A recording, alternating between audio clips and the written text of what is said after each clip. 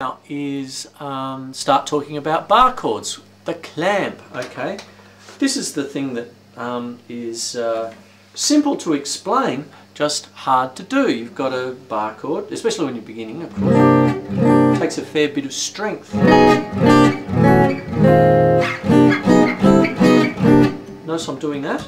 Now, what happens is that when you actually have that and then you make a chord, there are two kinds of bar chords that get the most use, okay? There's what we call the root 6 bar chord, where the note is based on the 6th string, the root note. So you have E, F, F sharp, G, G sharp, A sharp, B, and so on it goes. And then you make your chord from there. So any chord that has an E as its base can be easily converted to a bar chord. So if we take the E chord, notice I'm leaving my first finger free, there, up one fret, very Spanish, and then bar it,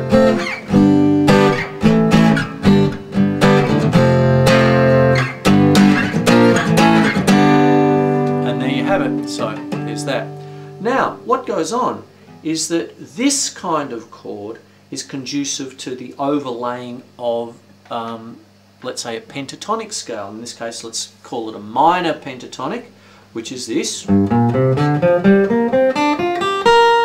would think it's one of the most used scales in the world.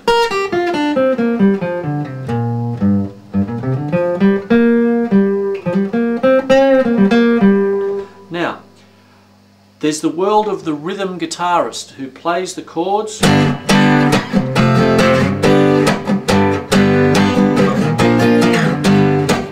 And then there's the world of the lead guitarist, you know, like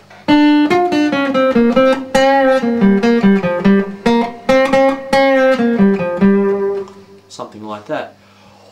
What I'm talking about is the possibility of joining them up, because what is the common factor between this particular rhythm guitarist, doing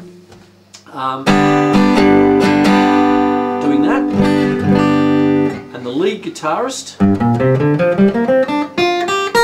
using the fingers of 1 4 1 3 1 3 1 3 1 4 1 4, like that? The common factor is 1.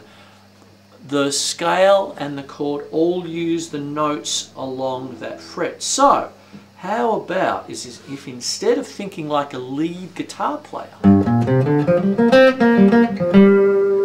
we can flatten our first finger and play that scale while leaving our first finger flat, barred.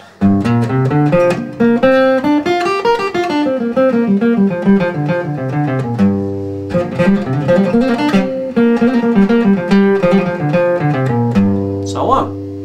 If we join that now up with some chords.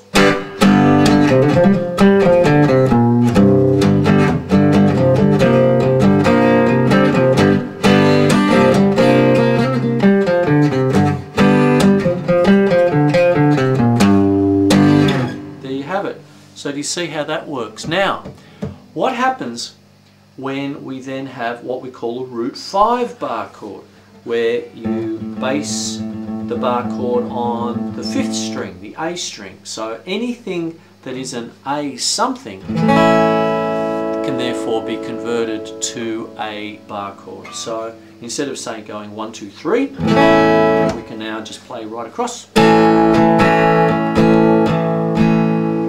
Add a 4th. Even if we don't play anything, it's an A11 chord.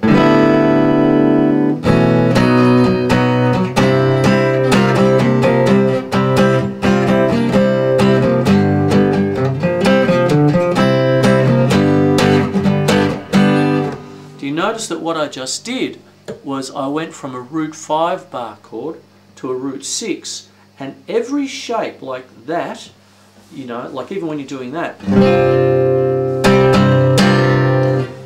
you've got daddy bar, mummy bar, and baby bar.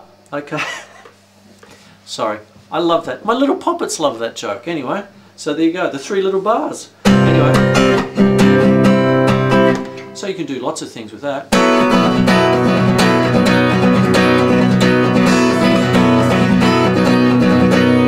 so on like that.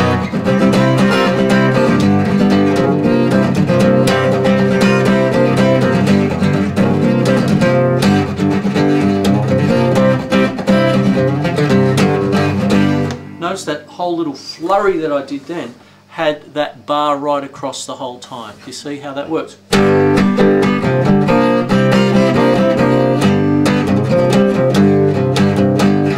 And so on. So do you see what I'm getting at? You might have a song that just goes from, say, G to C, and that's perfectly fine, but why not fill it out a bit?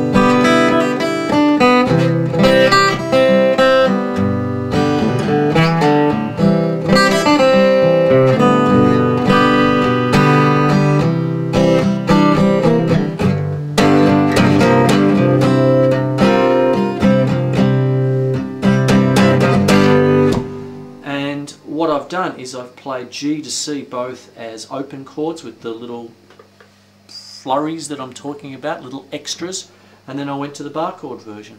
And I hope you got something out of that. Oh.